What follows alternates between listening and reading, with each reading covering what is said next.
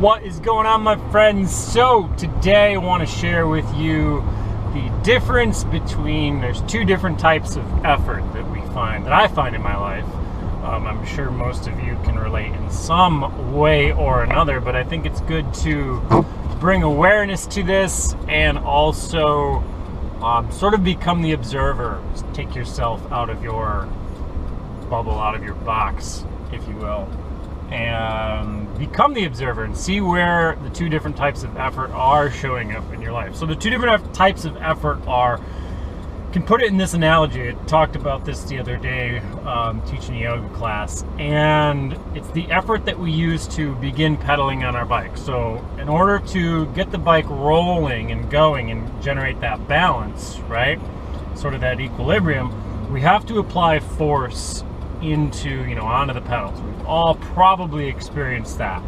But then there's the type of effort where when you're riding the bike, say on flat ground or even on downhill, right, it's very easy, it takes very little effort to continue moving in that direction. So what does this mean with life in general? Well, many times there are certain areas in my life where I realize, like, hey, I got to put in more effort. I got to start pedaling the bike harder, maybe around money, maybe around relationships, maybe around health and fitness. Wherever it is, there's a certain part where you'll have to put more physical energy, mental energy, emotional energy, right?